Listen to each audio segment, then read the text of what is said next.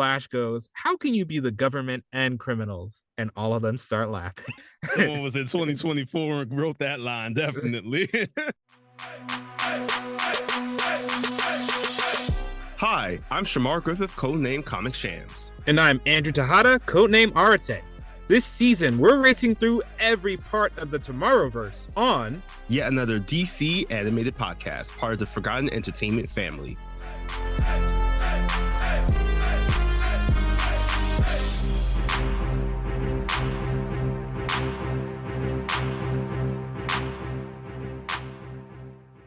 Welcome to yet another episode of yet another DC animated podcast. My name is Shamar Griffith, codename Comic Shams. And I am Andrew Tejada, codename Arate.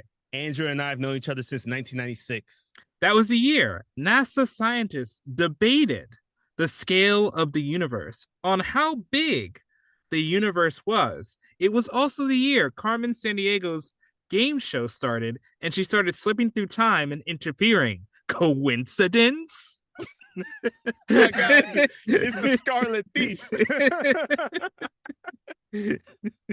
Oh my gosh. Okay, you know what? I'm gonna blame Flash for this one. He's been going back in time to set up things, to set up those two things in general probably helped us with this film today.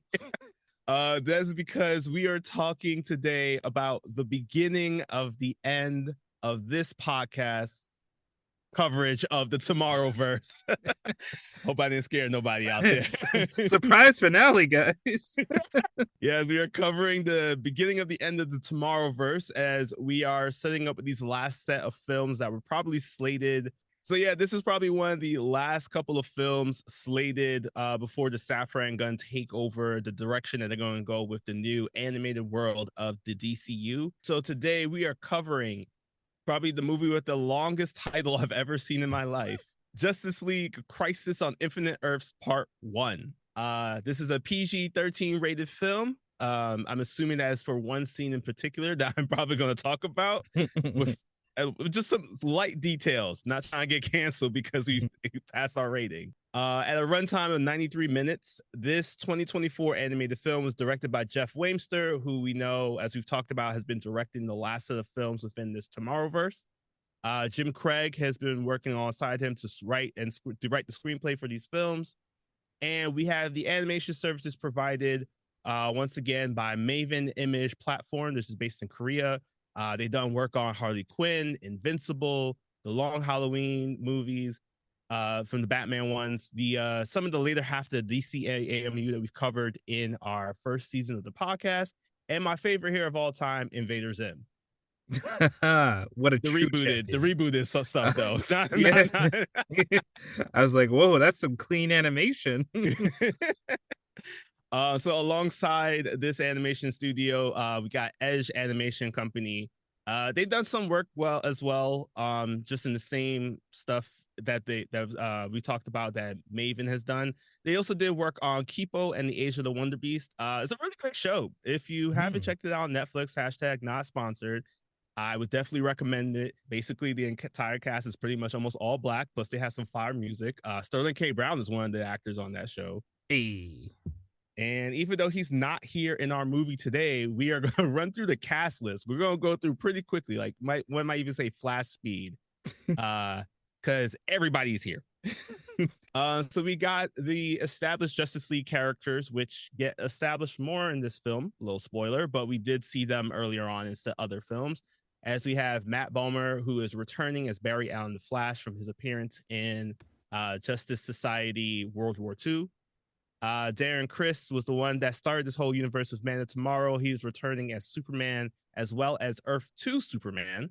Meg Donnelly was some time ago announced as one of the people on the short list for Supergirl within the James Gunn Safran universe. She's returning today as Supergirl. Stana Katic, who was on the show Castle, she was also in the movie Superman Unbound as Lois Lane. She is returning to this universe once again as Wonder Woman. We got Jimmy Simpson from the It's Always Sunny in Philadelphia, the Boyle brothers. He's returning from his introduction in a little bit of Long Halloween, but more fully fleshed out in Beware My Power as Green Arrow. And we got Aldous Hodge, who is returning as John Stewart Green Lantern. He's also voicing his Earth 3 counterpart, Power Ring. We got Ike Amadi, who continues to voice Ja'an Jones, as well as Ivo in our Dr. Ivo in our film today. And someone that we talked about in our Young Justice series who was never shown, but today we see him. Will Everett, the amazing man, is here, y'all. Finally. We were waiting for him to get lines Right? in Young Justice, and he has some here. And wrapping up the Justice League, we got Keisha Sharp, who's returning once again as Vixen. Next up, I'm going to go into some highlighted characters here as we have returning from the depths of our first season on the DCAMU. We got Aquaman, who is the voice of Anakin Skywalker, as Matt Lantern returns not only as Aquaman, but Blue Beetle Ted Cord and Ultraman. Okay, that's a good voice, because I did not recognize him as Ultraman. And I kept calling him Superior Man in my notes. I don't know why. I didn't look that up at all. There's like that random U on his chest makes no sense unless it's for like the U and Superior. Like Superman already had the S. I assumed the Superman couldn't spell. Oh man. Speaking of Aquaman, though, this voice actor is none other than the later Spartacus, the weather wizard in the Flash TV series, and the voice of Captain Boomerang in Suicide Squad Hell to Pay, as Liam McIntyre is providing the voice of Johnny Quick. So yes, that's I realized Matt Lanter was the Aquaman in the DCAMU, but this version of Aquaman, if I'm remembering correctly, this version of Aquaman in this universe is the same voice as the Liam McIntyre, who's also voicing Johnny Quick. It is. I feel like at this point we need to get more people. No offense to Liam McIntyre, but we need more people. That's it. If you need Constantine voice, you call one person. Same thing with Liam. Next up, we got Lou Diamond Phillips. Honestly, this is just a name that I feel that everybody just knows if you grew up in the 90s. He is the Spectre and Owlman on Earth 3. We were talking about, this guy in the past on Young Justice. He held it down as Superboy and Superman. But today, Nolan North is a Mazo and the man in need who keeps sending Barry through some situations, which I'm going to talk about later on.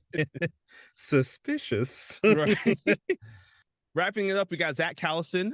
He's the voice of Dick Grayson, aka Robin, which honestly I feel is great casting because this is the voice actor for Steven Universe. Oh, wow. Yeah. I did not notice.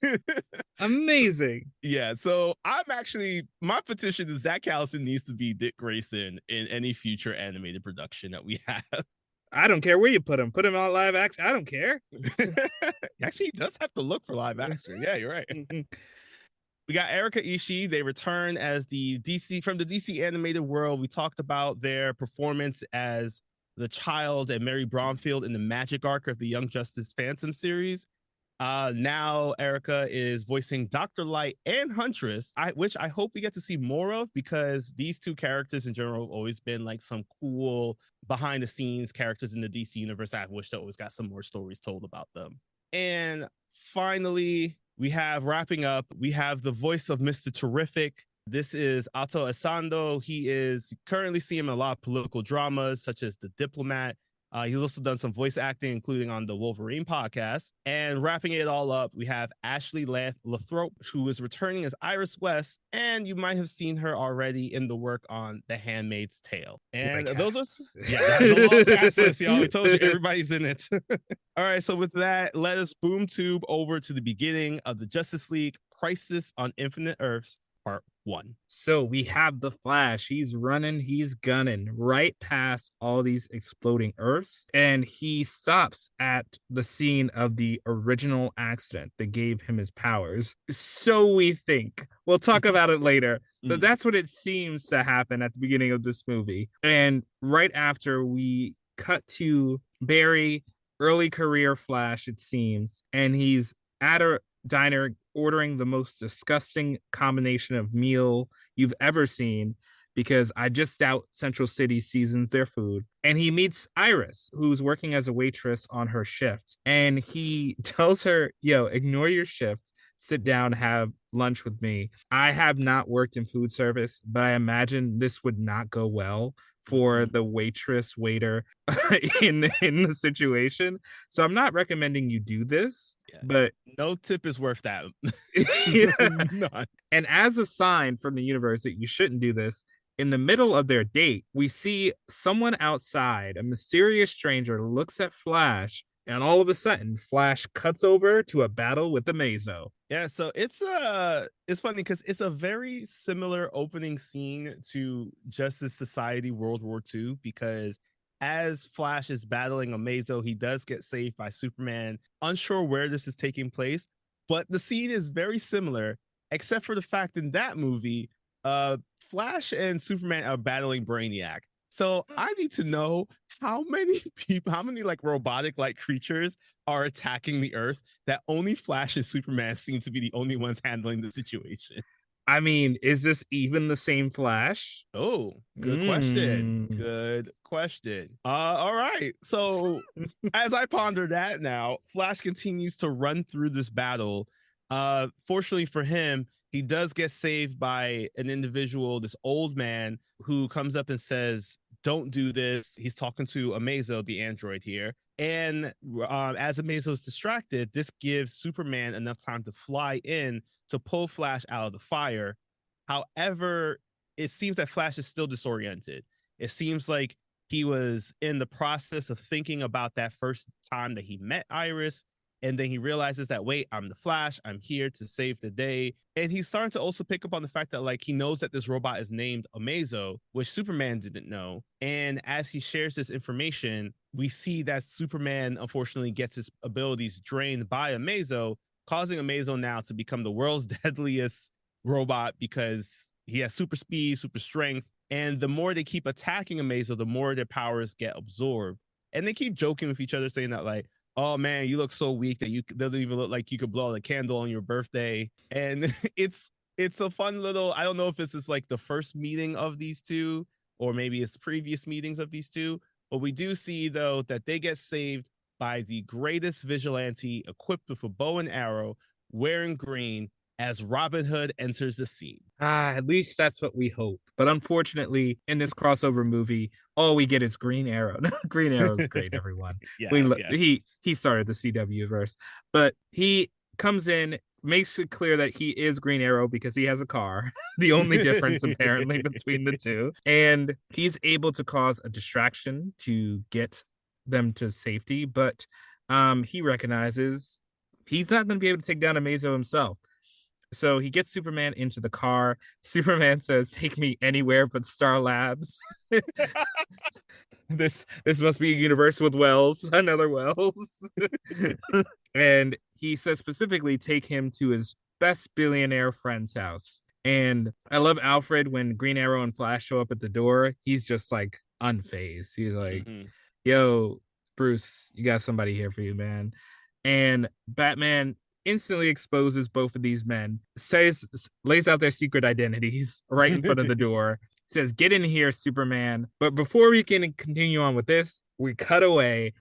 There's no getting around it. We'll address this now. There's a lot of cutaways in this movie. So many. It's like watching an episode of Family Guy on flash speed, honestly. Exactly. We keep jumping around in time. There is a justification for it, but it's going to happen a lot. So if you haven't seen this movie, I'm sorry, because we're just gonna we're not doing it in time order. That's too complicated. We're going in the order the movie presented it. So now we're going back to Iris and Barry. They're right about to get married, but before that, they have to give way too much money to a random stranger. Oh yes, because during this conversation, they're planning out their wedding. Barry's like, "You should put irises on the table because, haha, funny joke about her name being Iris." But he also mentions that they had irises at their table, which shows that he's been kind of what Iris calls time jumping, time tripping, some kind of time tripping. Yeah, she calls it time tripping.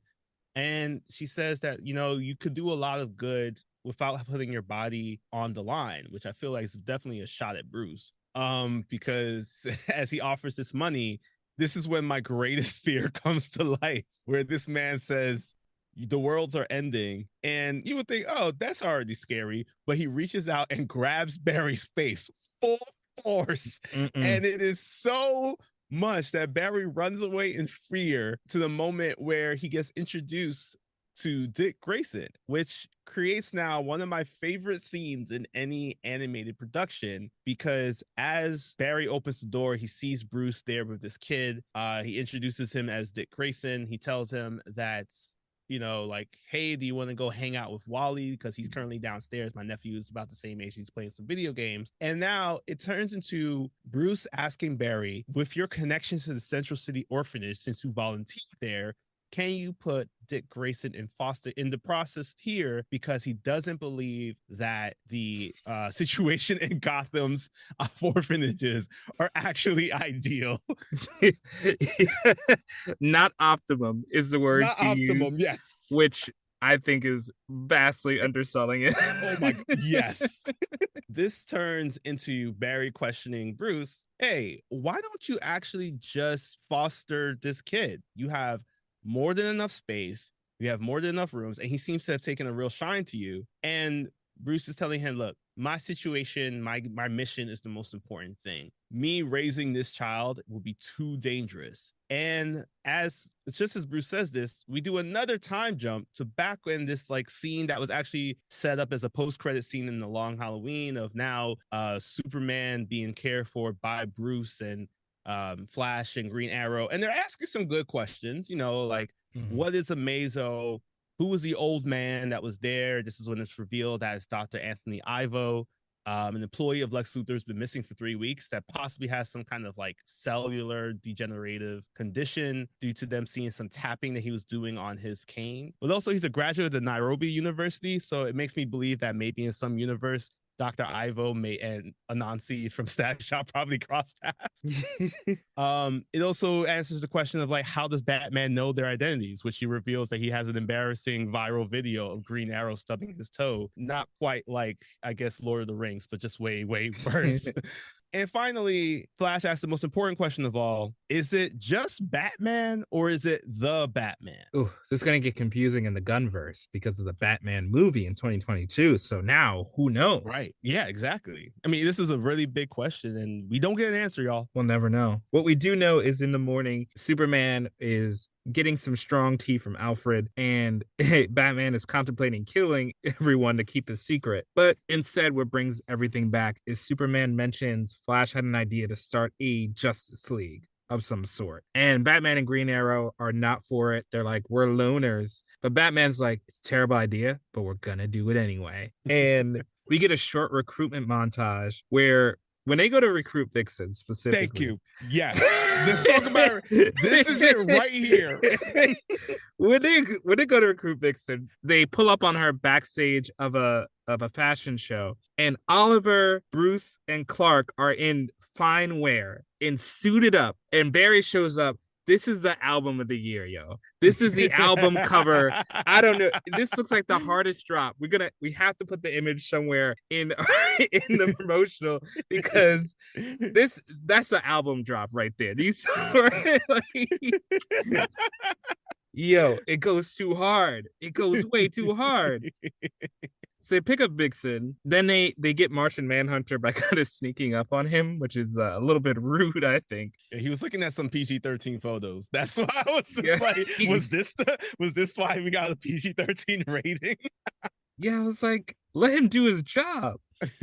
And then lastly, they try to recruit Green Lantern, but Green Lantern is like, yo, I'm already on a team. I'm not paying membership dues for both. I'm out. And with this, they're like, well, we have enough numbers anyway. So just as they're about to get ready, enjoy the start of their league, we cut away to New York in the 90s. I mean, sorry, Earth 3.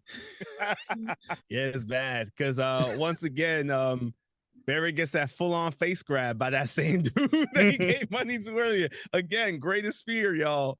So as Barry's looking through as the Flash, he's looking at this Earth. He's noticing that everyone around him is just very scared of seeing him. He doesn't know why, but he does see that at a close by bank, there seems to be like bags of money being loaded up into a truck, and a speedster. So he's thinking, oh, either someone's stealing the money or this is a speedster who needs help. So we get a fun little scene of him taking the money, putting it back in, while the speedster takes the money out and puts it back on the ground.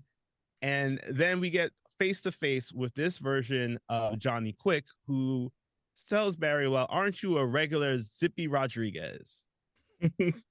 I think it's just a fun little thing because it's just like, I think that was like either a potential name or like an alternate name that was used in the comics to show that this is a different Earth kind of thing. So they start talking, and Barry realizes that the reason why this speedster he's running up against, the speedster is telling him that he's moving really slow, and Barry's like, well, I feel really fast, and it's because this speedster apparently killed all the other Speed Force users so as to get their power. And in a quick 5 seconds, we get the entire plot of Jet Li's The One, which like I really appreciate it. But after admitting to killing all the speedsters, Johnny Quick says, hey, by the way, this is what I do.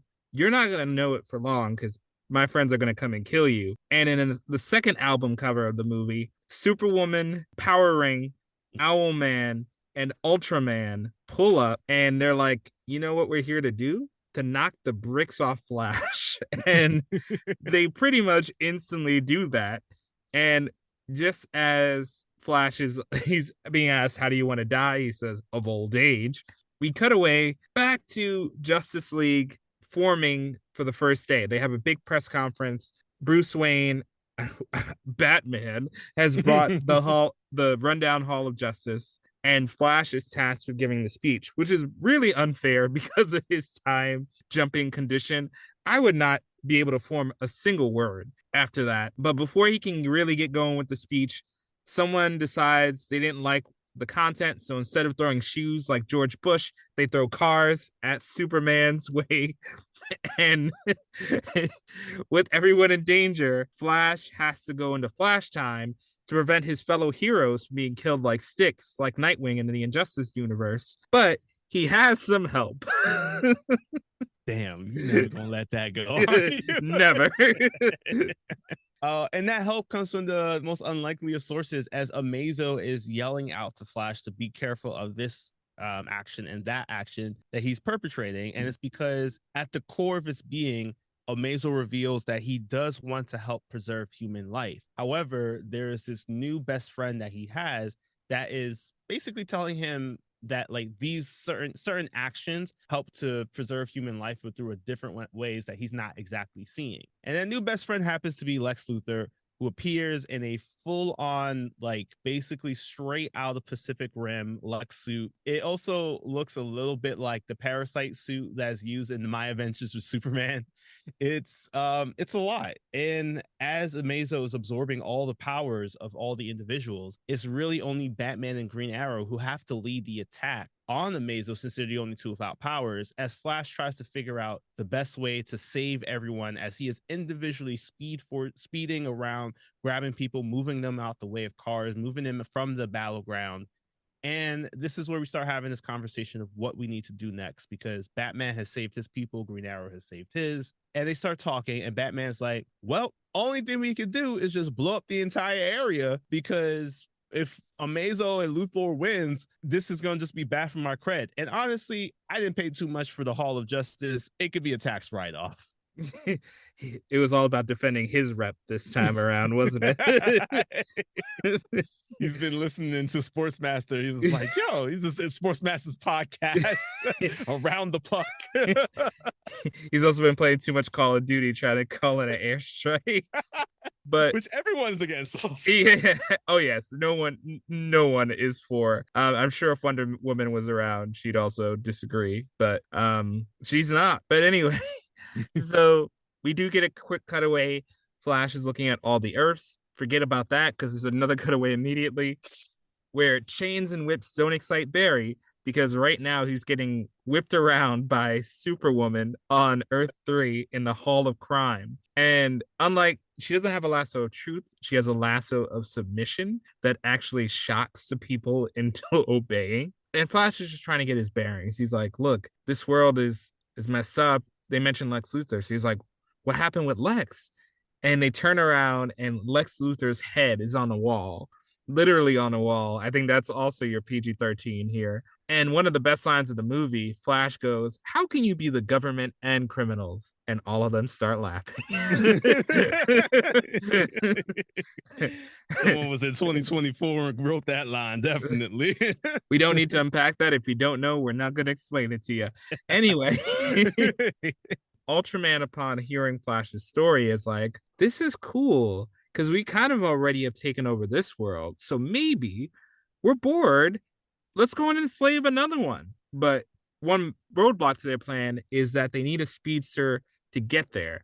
And Johnny Quick isn't fast enough and he can't do it. And Flash obviously won't do it. So they decide, let's kill Flash and take our chances. But before they can, the stranger, instead of grabbing Flash's face, decides to grab this W and stop the crime syndicate in their tracks. Yeah, it is astounding. And it's like you really want to see more of this scene.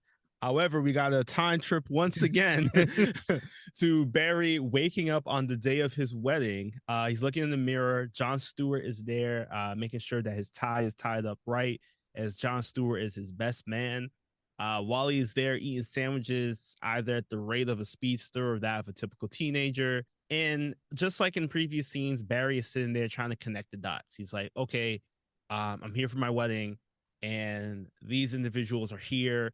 He mentions that Bruce, Clark, and John were all off-world, which I'm hoping wasn't for Warworld, because that would mean that like off-world basically means, hey, my friends are being tortured by intergalactic warlord. So they just couldn't make it to the wedding today. And then this is, as he's doing this, I'm assuming that he's kind of remembering something else. I'm hoping that he's remembering that he needs to go and help his friends over in the Justice League forming. However, he does decide that like something big is going to happen. So he needs to go and talk to Iris about it. So he's like, I need to go talk to her. And obviously everybody's like, oh, it's bad luck to see the bride in the wedding dress. But he's just like, I just need to talk to her. And they start talking. He tells her that something big is going to happen. He doesn't know what, he doesn't know when, but he does know that it happens on their wedding day. And as he time trips once again, he hops back over to the battle with Amazo as he super speeds through LexCorp. He finds the cell that Dr. Ivo is being held in, and they start having a conversation at the same time that Barry is piecing together, because once again, he did his time trip. He's like, all right, you're Dr. Ivo. I'm here to try to get you.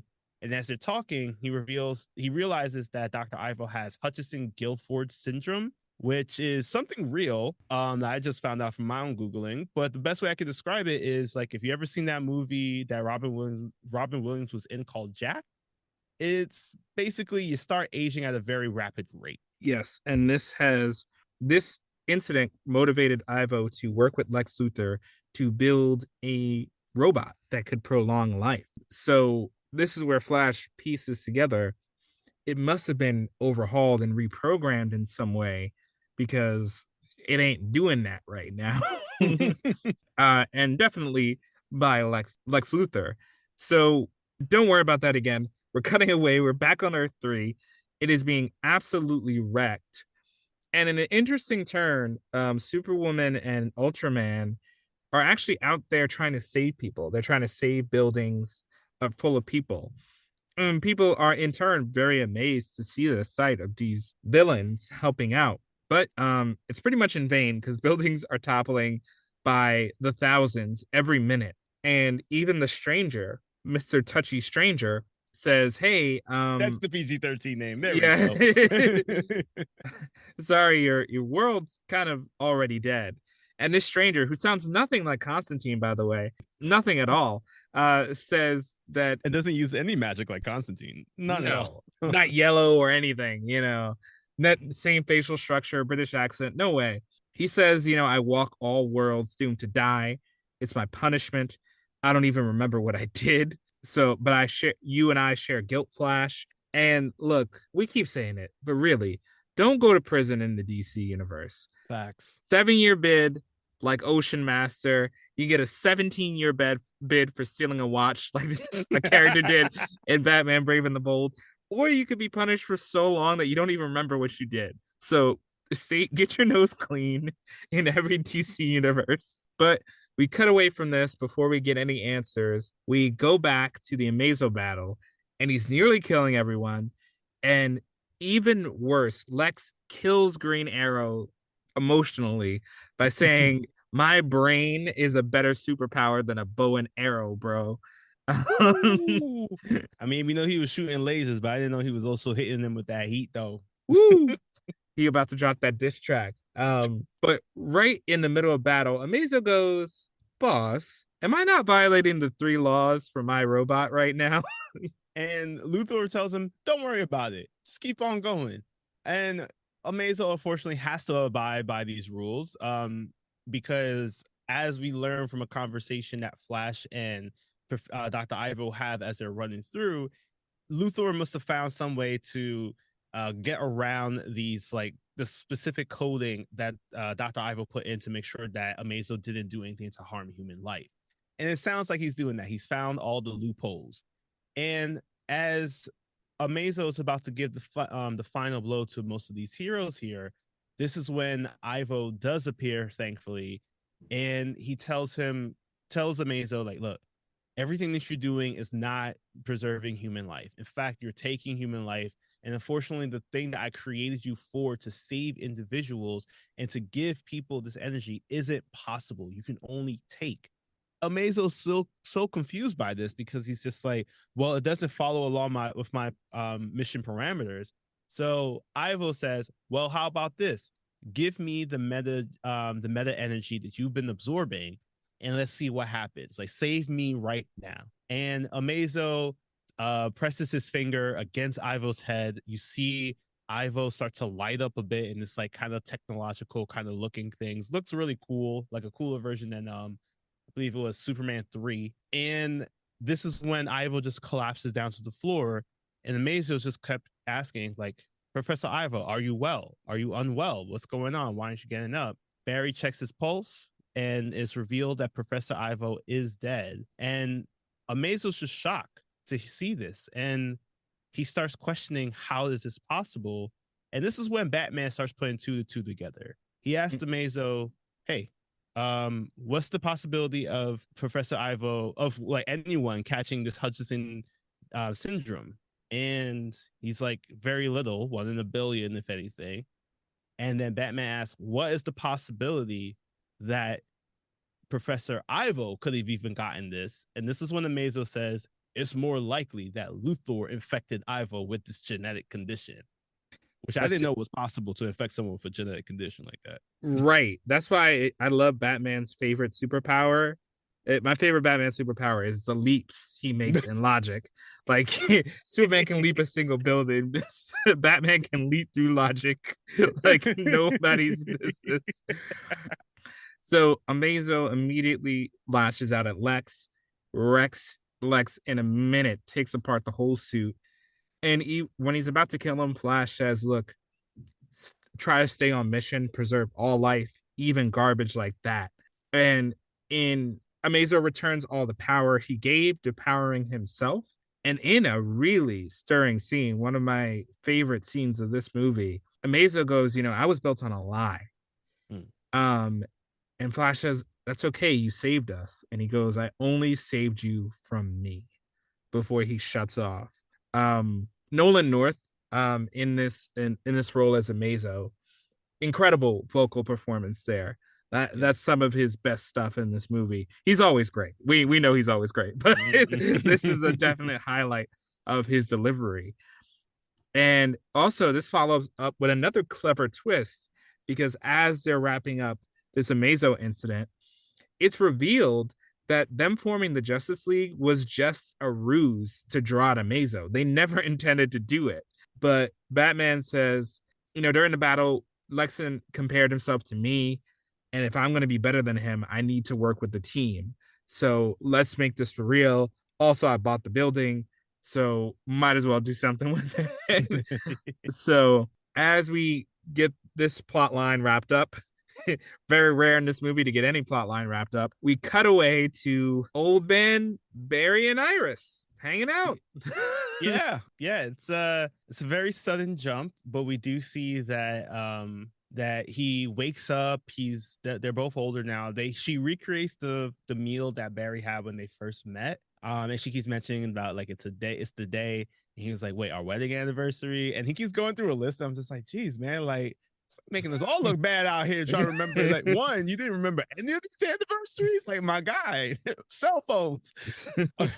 But they kiss, and this was one of my favorite like transition scenes that I think in this film, where as they kiss, the transition goes into Barry and Iris's wedding, continuing that conversation where he left off.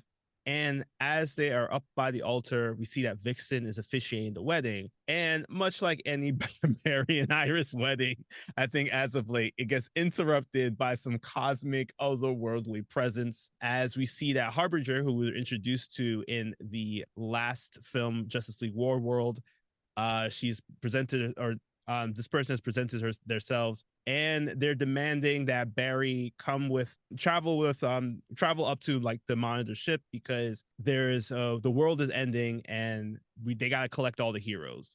So Yeah. I mean, honestly, she did them a favor because Vixen was making the speech all about her. Like, oh yeah, you're right. It was just like I got the full backstory on Vixen in like 30 minutes. like she's officiating the wedding, and she's like, well, my dad was a priest. I'm like, no. This is not what you do. You don't. No one asks why you're chosen the officiant. You just officiate. That's what you do at a wedding. Like, it's yeah. I've officiated a couple weddings, and I was just like, I'm gonna start stealing this tactic. I'm gonna talk about myself a couple times when I'm up there. So as Harbinger tells Barry that Barry has to move along, Iris steps in and is just like, hold up, you're collecting all the heroes, right? You do realize that we have Green Arrow, Green Lantern, Vixen, Barry, and someone else. I think we're all here. It's just like, why don't we just save you like a couple of trips? Which works out really well, because then everybody starts being teleported onto the ship. Everyone starts to reconnect with like friends that they saw either in old movies or introduce themselves to new individuals. So like Barry reconnects with his Earth 2 friends, specifically like Black Canary.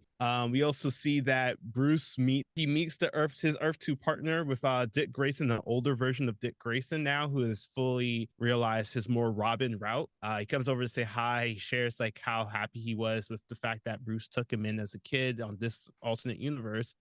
And he also reveals that Bruce had a daughter, and he introduces him to Huntress, aka Helena Wayne, who Bruce deduces that is his and Selina's daughter, and also that apparently on Earth 2 he passed away not too long ago, so it's been nice for her to see her father's face once again. also one of the best lines in any Batman related media, where when Robin's like, hey, I was your sidekick on another world, you took me in as a child and raised me, Batman goes, that sounds really irresponsible, actually.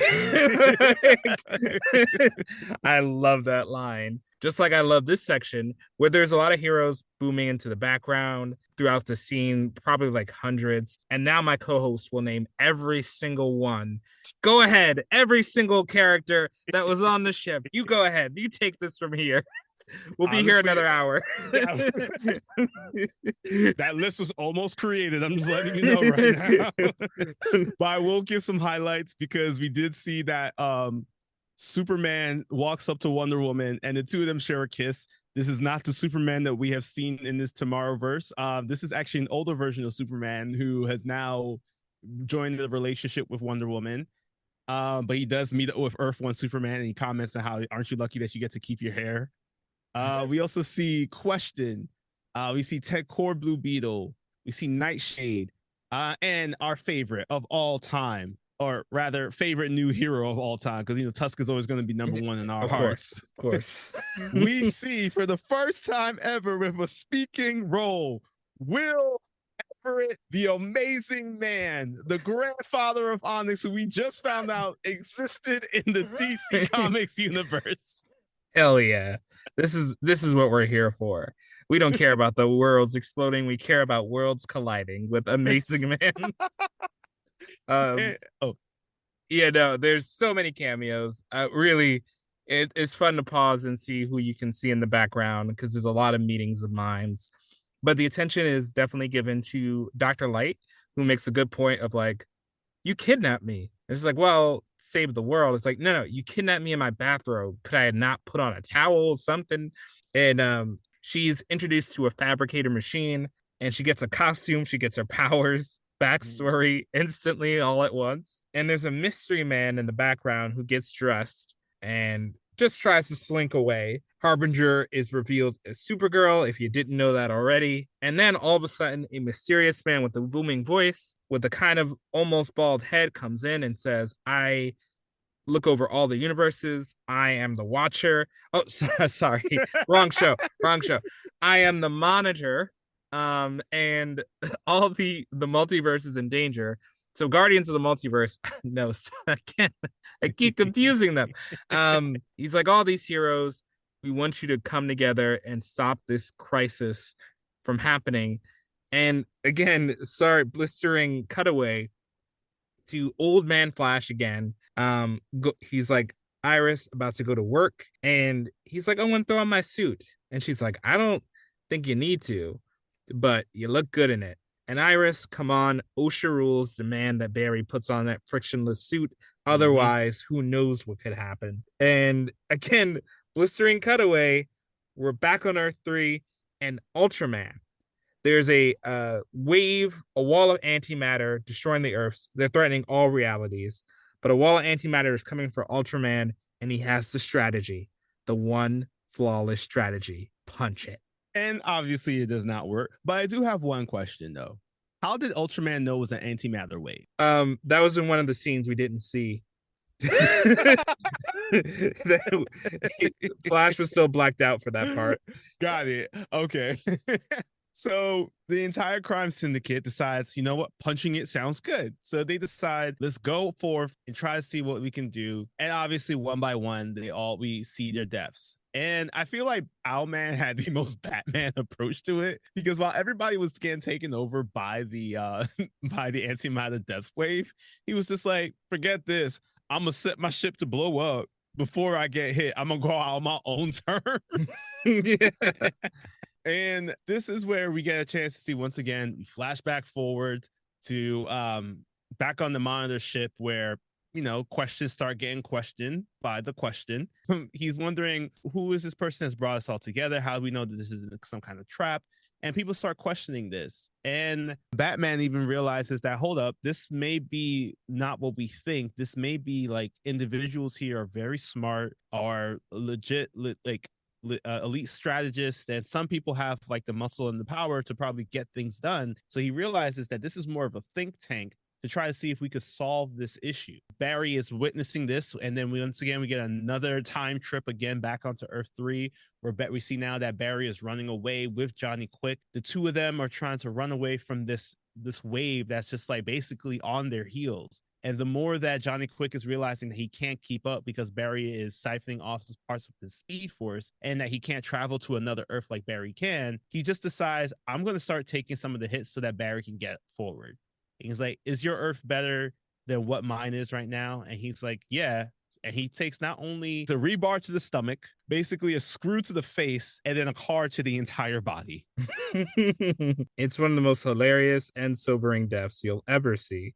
But now, in this actually kind of tragic death of Johnny Quick and the rest of the crime syndicate, we cut back to Old Man Barry, where it's revealed that he has a Mezo's head in a basement, that he keeps telling it cheesy jokes. So another form of prison. And Barry runs on a treadmill to lend Amazo power. Clever solution of like, you know, he was absorbing power earlier, so it's nice that Flash is freely giving it. And we cut back to the grand ship where all the heroes are, and they're arguing about the best solution. It's here I kind of wonder why they didn't bring in any smart villains, like at least one Lex Luthor. I get it.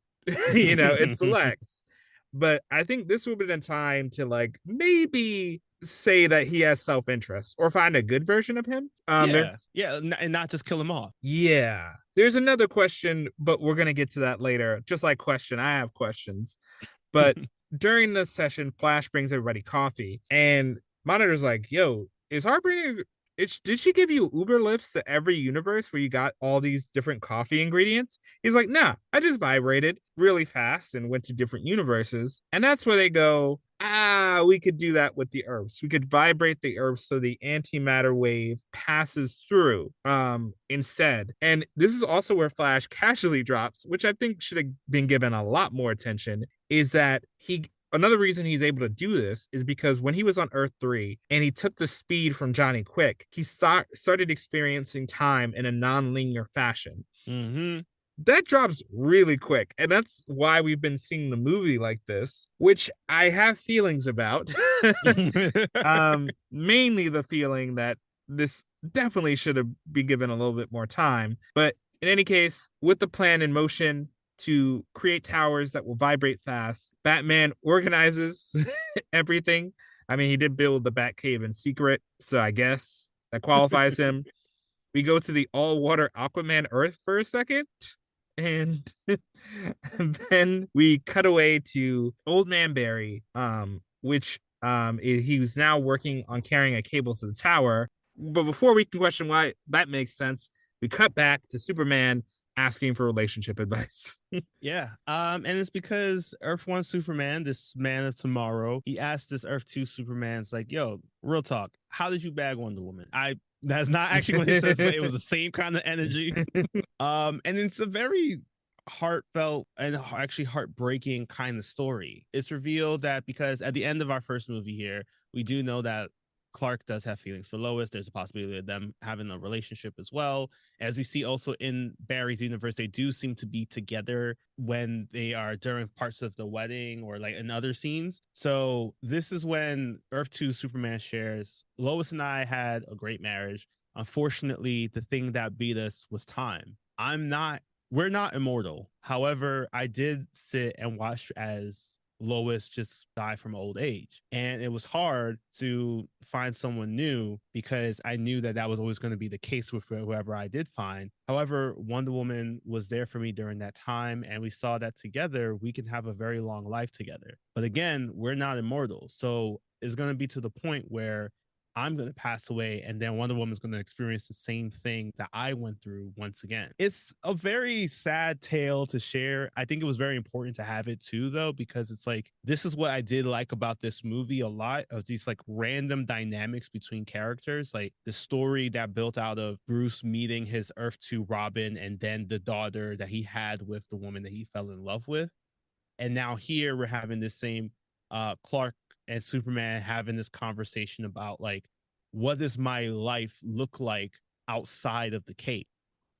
And unfortunately, this conversation gets cut very short because even though they're making great progress on the cosmic tuning forks that they're trying to make, they do see that the antimatter wave is speeding up somehow, which alarms everyone, including the Monitor, who realizes that it must be one of two things. Either the wave is sentient and knew that this work was being done, so it's speeding up its process, or someone is controlling it and found out about the plan, once again, speeding up the process. Yeah, and even Dr. Light's like, we're screwed.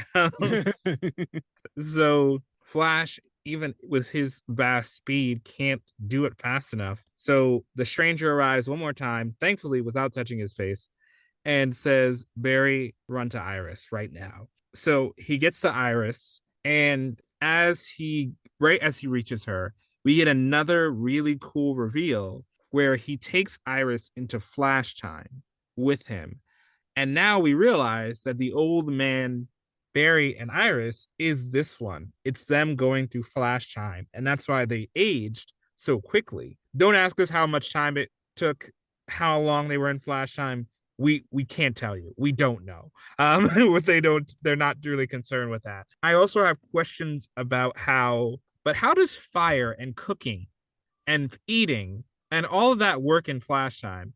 Because can you turn on an oven in Flash time? Like, how does that work? I was like, maybe Barry could do something with his hands really fast, but Iris surprised Barry with food. Like, how did she heat it up? How does fire accelerate in Flash time? Yeah, I would assume that's coming from like a bubble that's around them. However, you're right, because like that gas has to be coming from another location to travel up the pipeline in order to get to the spark, which you can't. This is going to take a hell of time. So unless she's prepping meals like 3 months in advance, we're screwed. Like they cannot eat. Yeah, she casually turns on the sink at one point. Oh yeah, Yeah, this is and why I I was was like, like, it must be a bubble. It must be some kind of bubble. But like these little travel moments is the thing that we need explanation on. yeah, how does he sleep? Lots of complicated mechanics, but it doesn't matter because Iris is dead. Wait, before wait, hold on, actually. Hold on. Because I need to say something about this. She has a heart attack assembling what seems to be the last cable. And the two of them are having this very heartfelt moment.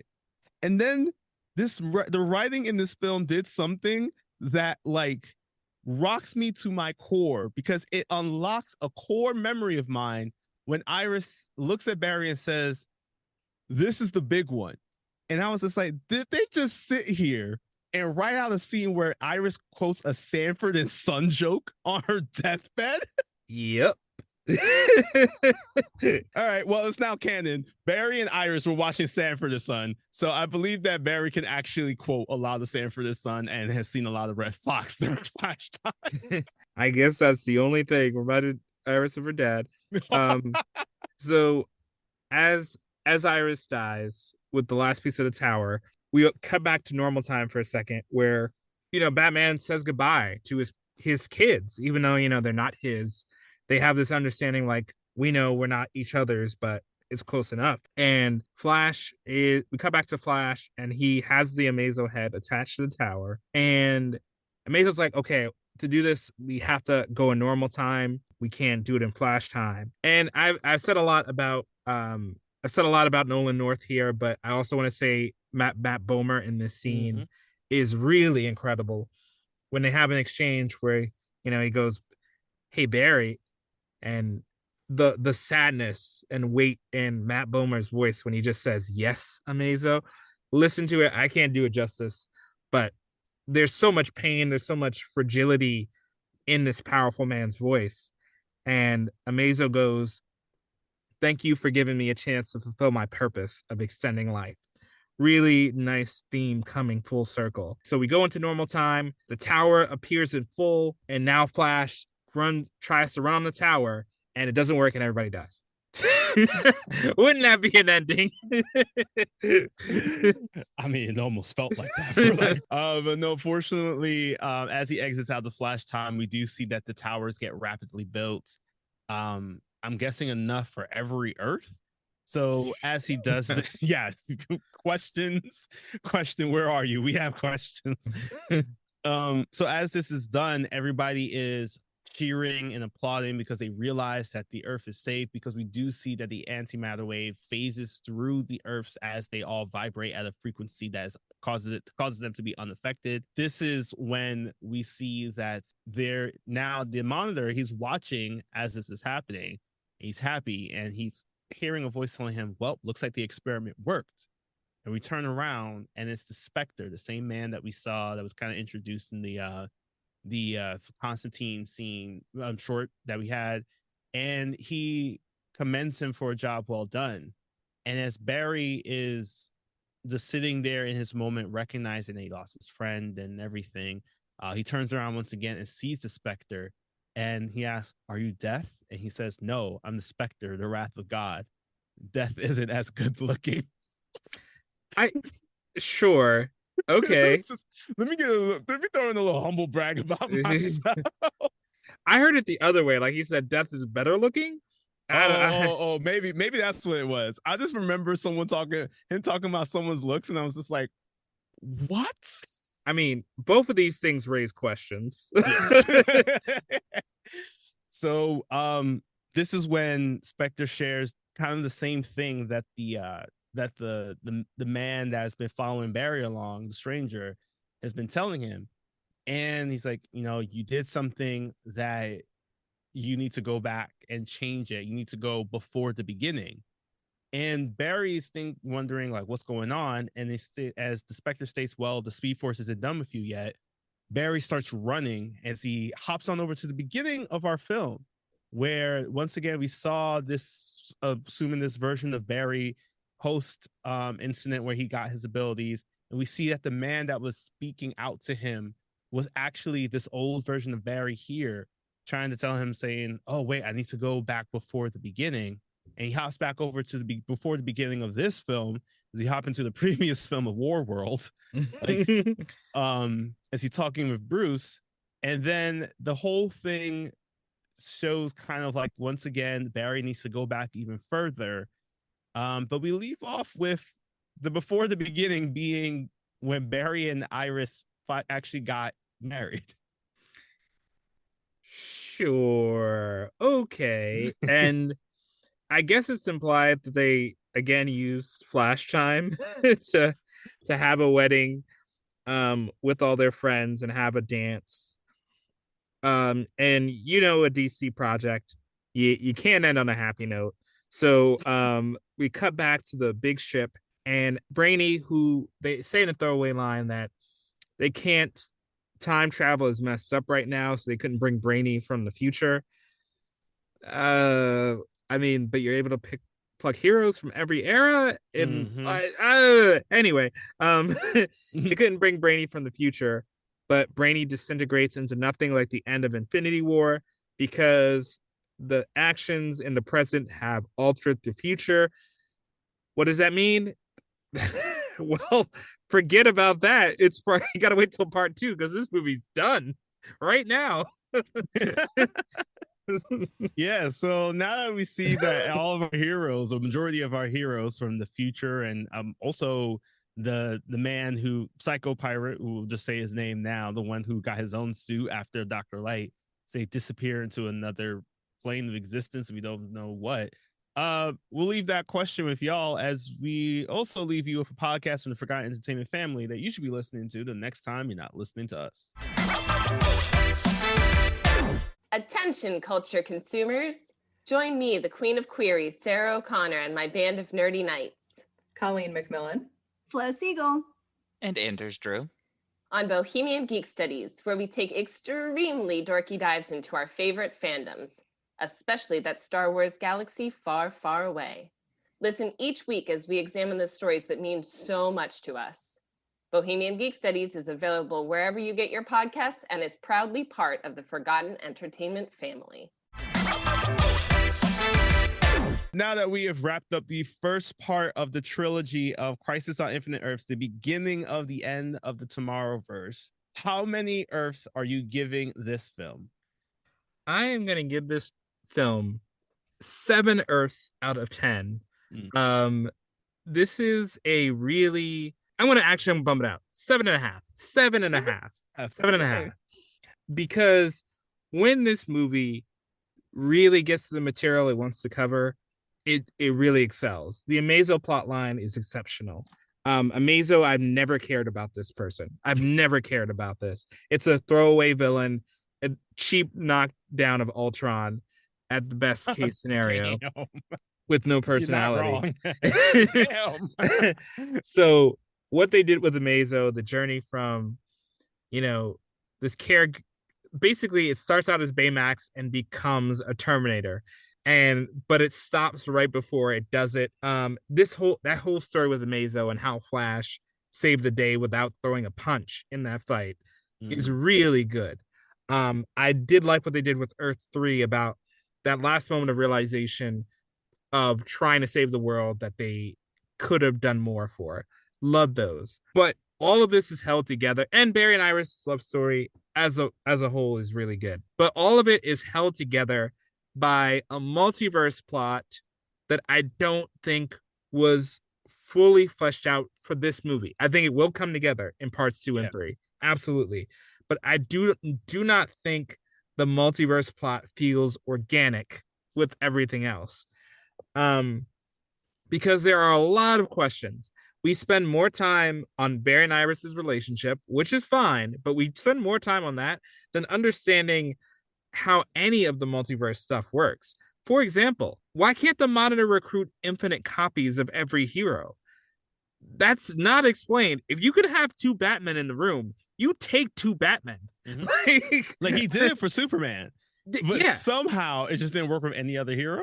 there are two Supermens. There's one Jay Garrick I saw at one point. There Mhm. should be many more Flashes, many more Wonder Womans, but there was never an explanation taken. And why I made so many what if Watcher jokes is because in that show, at least, they explain that the Watcher kind of knew how things would Mhm. turn out, but he had to pick a very specific cocktail of heroes for that to work.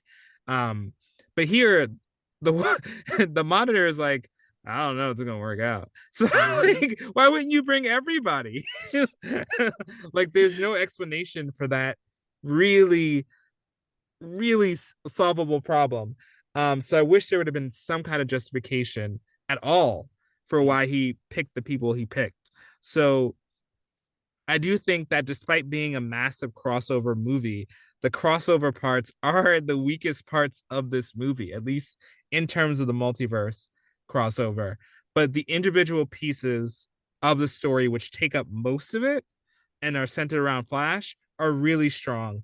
And really, Matt Bomer's fantastic in this movie. Really good Flash movie. So yeah, that's where it holds me back. I think there are some Earths where I give it a 10 out of 10 or even lower because there wasn't enough Amazing Man. But on this Earth, I'm really stuck because it so the strong parts are so strong, but I just didn't resonate with the multiverse as much. Didn't really care that all the Earths were exploding. How about you? Where do you come with this? Yeah, I was in a similar boat in terms of like where my thinking was going, but I gave this a 6 out of 10. Mm. Just because I agree the storytelling for the individual stories is so strong. I love the story about how like Amazo came to be and the connection he had to the formation of the Justice League and how that all came together.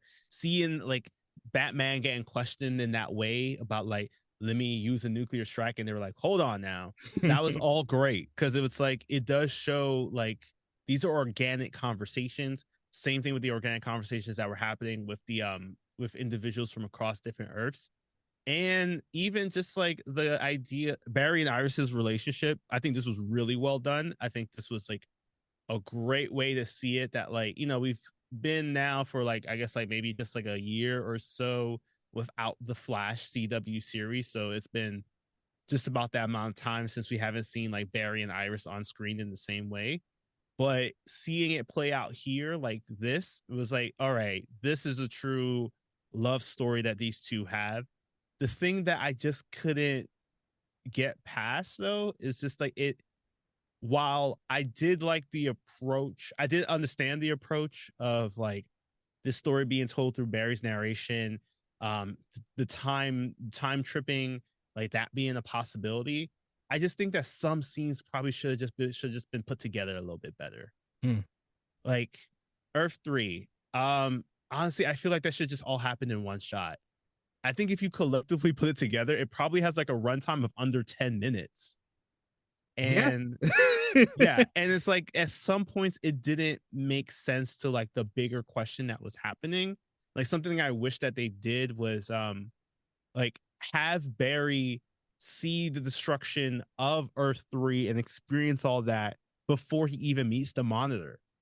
Because it happens like it seems like he's having the conversation with the monitor's explaining it to him, and then he immediately runs over to Earth 3 to see if it's actually true or not, versus if you just had to be like, hey, I saw it happen on Earth 3, lasso of truth, all those scenes would still make sense if you just put it somewhere earlier, and that way you don't have to make an extra scene to explain why Barry knows, like why we it doesn't have to explain now why what the monitor is saying is true, because like we would have seen it, Barry would have seen it. It wouldn't be like, hold on, let me check your work mid presentation. Mm-hmm. Mm-hmm. And I 100% agree. And it actually nicely segues into my art alteration, which is I would love to see a version of this movie in linear order. Yes.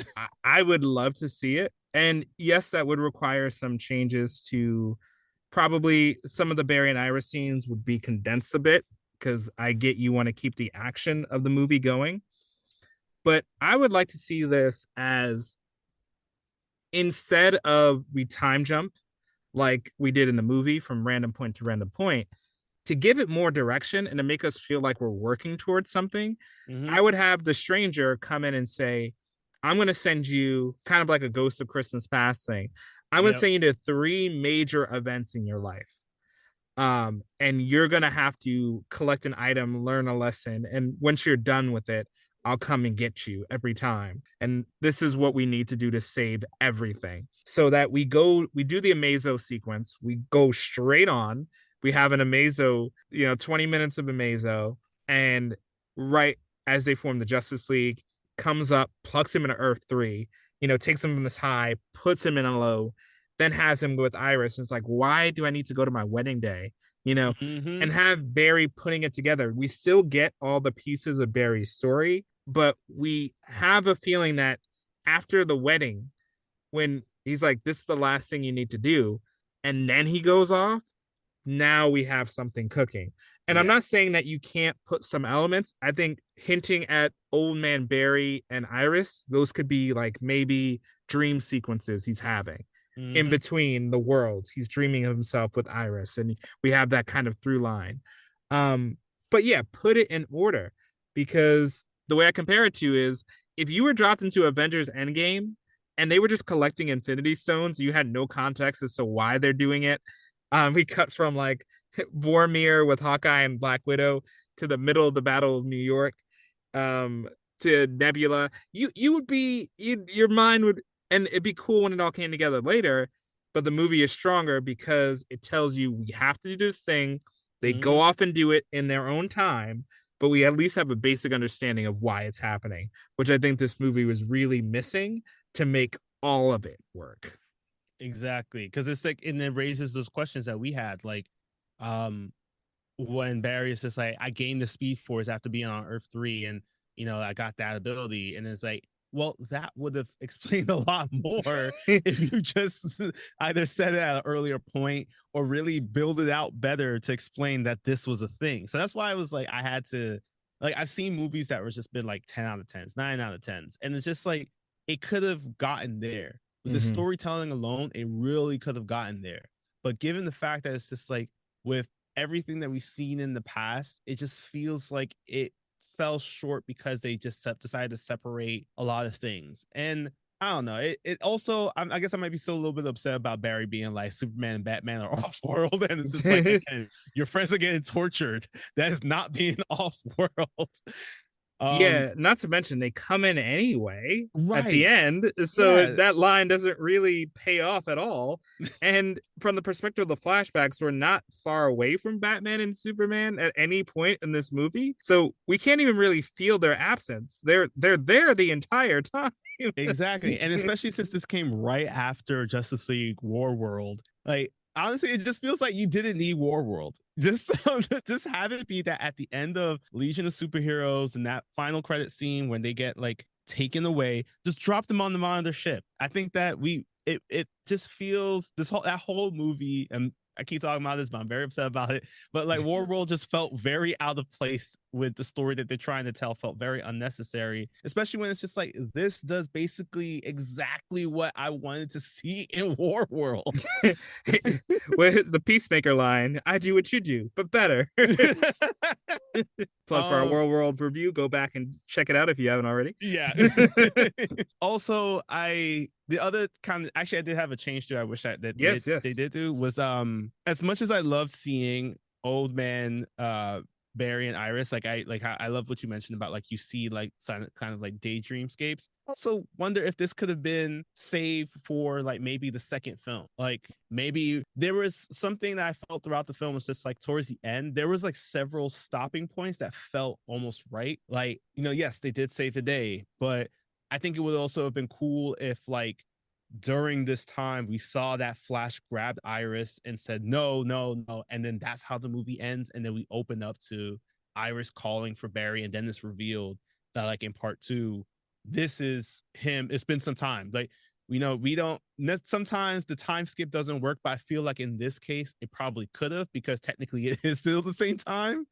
They've just gotten older over across the set between the first and the second films. But guys, wait and see what happens in the second film. But I do think that, like, this old Barry and Iris could have been a great plot point for part 2 that now feels like we're just going to be experiencing maybe old Barry for a couple of movies if Barry continues to be the main the almost like the narrator throughout the rest of these films. Yeah, I mean, when you said it, I was picturing an up montage of, Mm-hmm. you know, Barry and Iris, they go into the Speed Force and they kind of like have this life together, and the montage ends with, you know, just like Up, with Iris dying, and then boom, part 2.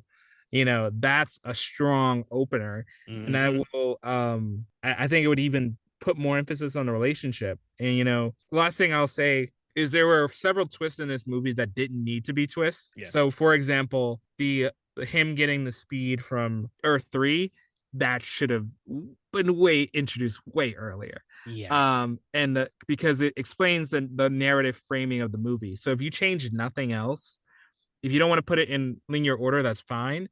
But have a scene earlier where he's like, I'm time skipping because this thing that happens. And he's Mm-hmm. like, you could even be like, wait a minute, what do you, has that happened yet? And, you know, you could do something with that. But yeah, we were in the dark. The Amazo twist 2, I feel like we could have gotten a little bit more with that. Yeah. I was like, why? Where's the rest of his body?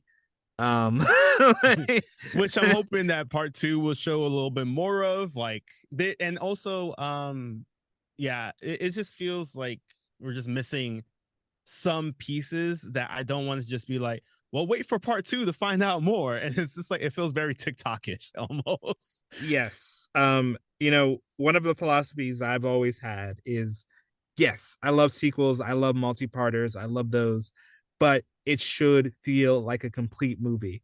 It should, by the time you roll the credits, you should feel like you've had a full experience. That's why cliffhanger endings don't really work in modern movies anymore, because you know they're 2 years away, first of all. And you just feel like you sat there for a long movie without that payoff. So, you know, compare Kill Bill Volume 1 that ends on a really nice button of, okay, this Bill guy we've been hunting the whole movie, he's coming. We get that. We get she's accomplished something. She's killed a couple of assassins.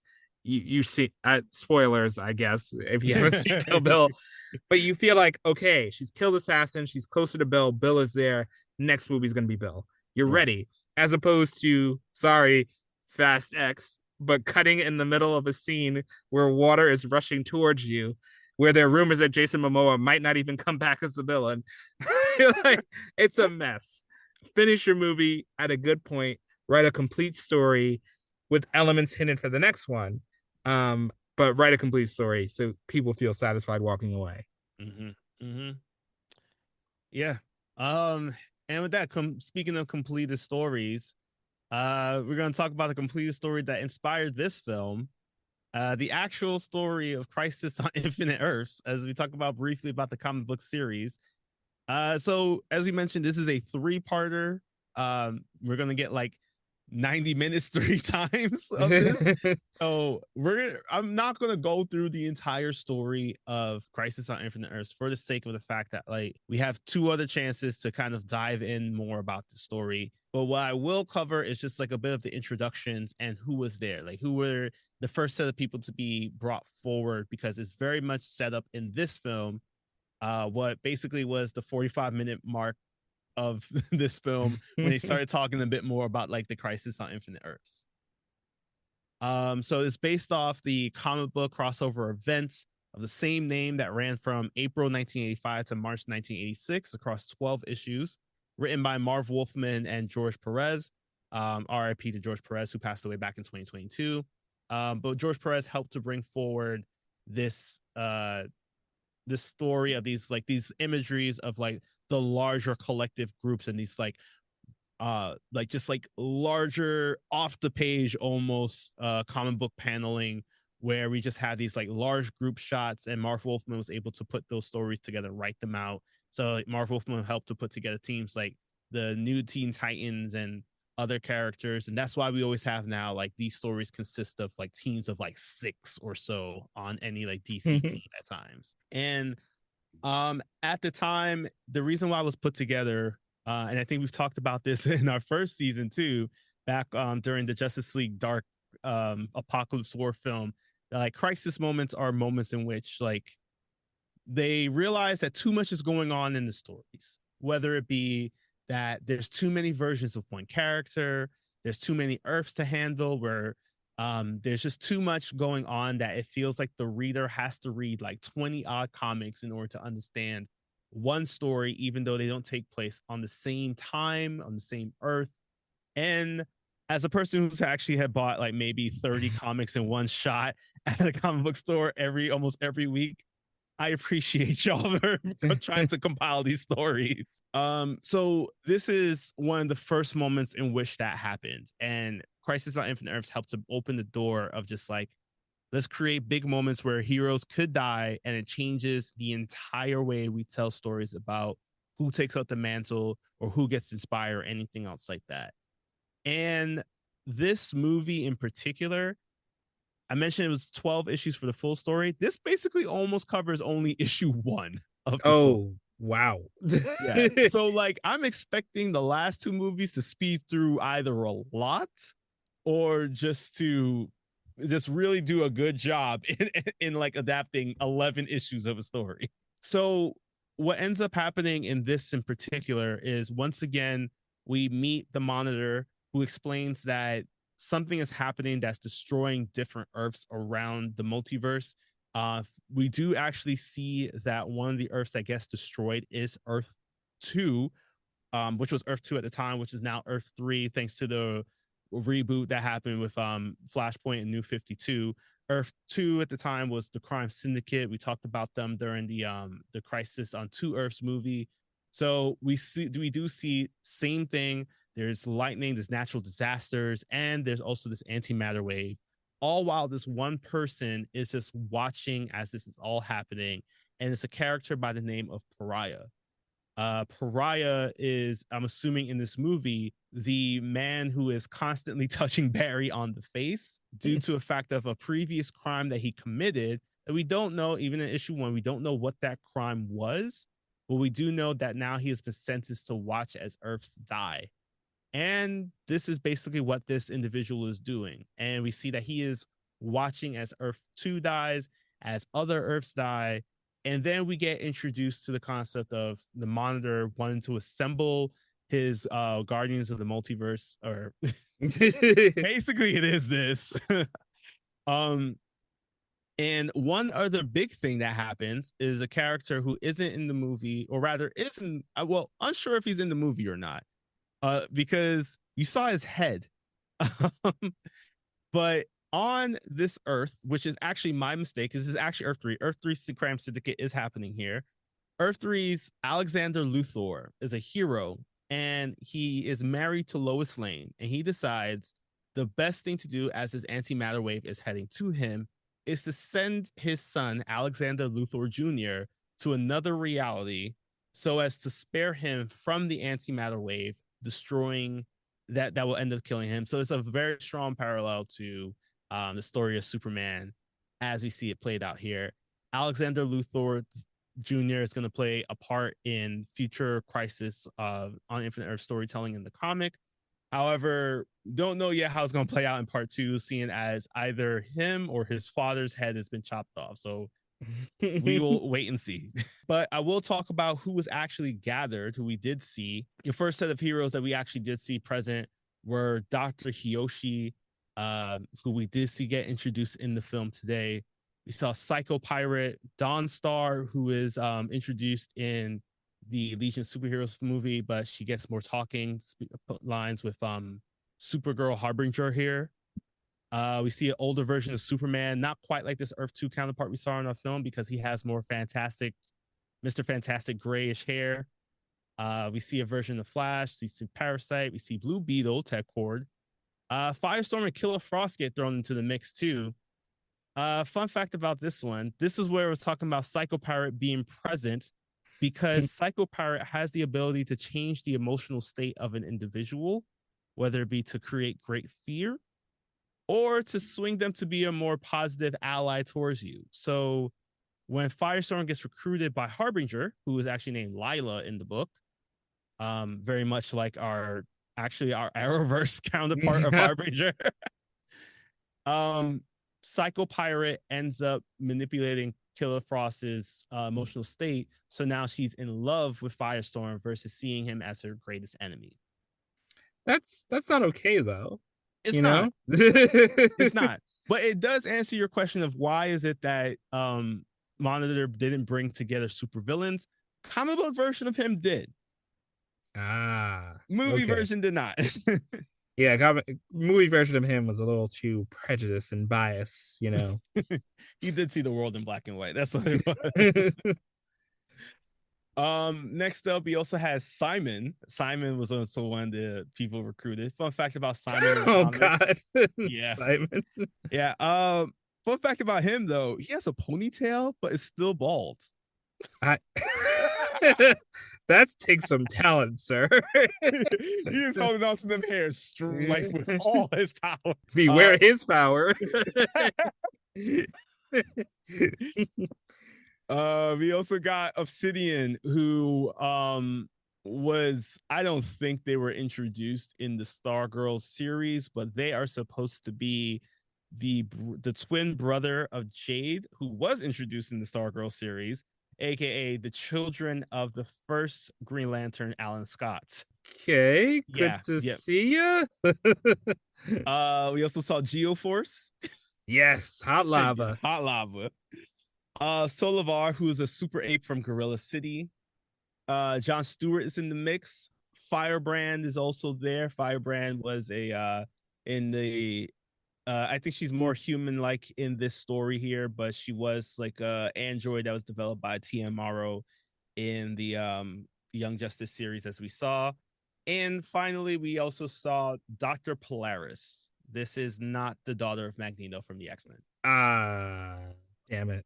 Same powers though. Same power set. Honestly, Oh. It looks, yeah. Minus the green hair, and this is a dude. Well, my lawyers will still be talking about this. But I did want to bring up Dr. Hiyoshi because as we saw in the movie, she was quite upset over the fact that she was brought forward in a robe and everyone else is dressed up. This is her actual comic book introduction. This really? Yes. She was taken by Harbinger because the Monitor knew that he needed someone similar to Dr. Light to be able to do something for him.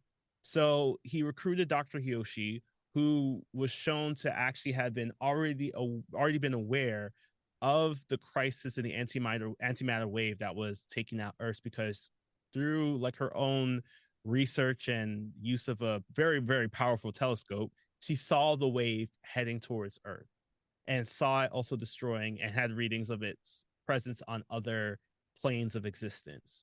So because she was so informed, Monitor asked Harbinger to go and bring her forward, and in a very similar way, minus the Fabricator, which honestly is a little weird because there's like a version of that in the Marvel universe during Secret Wars that we're just going to pass by really quick. She does get the powers of Dr. Light as given to her by Harbinger, and they all work together. At first, it's a fun little scene because, again, most of these individuals are people who like are villains and or like basically their opponents are on the base. So they're like, we got to fight these people. But then they get told about what's going on. And more importantly, they have to actually fight against shadow creatures that pop up, because as they are trying to build out the tower, very similar to what we saw in the Arrowverse Crisis on Infinite Earth storytelling, they start fighting against these shadow figures. And this is when they're like, all right, we actually do have to work together because the worlds are about to get destroyed. And I actually forgot about the biggest person of all who was also included on this list. Orion, the Lord of Atlantis. Who? Yeah, he does nothing, But it's just fun to see that like Young Justice is still pulling out those characters for us. But yeah, that is basically it. I can't go into much further because I feel like the way this movie ended, I might end up spoiling the rest of the story for y'all. But know though that you're going to see many more characters. Part one of this issue one of the story was very just like, we need to put together these individuals. Again, these were just like the smartest of the smart people that Monitor wanted to put together to create this think tank. And the following issues, we'll get to see more of the DC heroes that we know and see more of, and create these iconic scenes that we'll see not only get used throughout several more versions of storytelling and in the comic books, but also across animated and live action productions. And with that, we're just going to wrap this up. We're going to prepare ourselves for the next part 2 of it. So it's going to be some time before you hear from us next. So we hope you keep on checking out our socials for updates on our episodes that you can find across podcast platforms, on Patreon, and now also on YouTube again. So take care of yourselves, and remember that if someone on the street grabs your face, let's just hope that you have the Speed Force. Otherwise, you're going to have to open up a huge bottle of hand sanitizer on there. And if you experience time in a linear fashion, write down the lotto numbers. Don't be an idiot. Ooh. Get it done. Get yourself some money.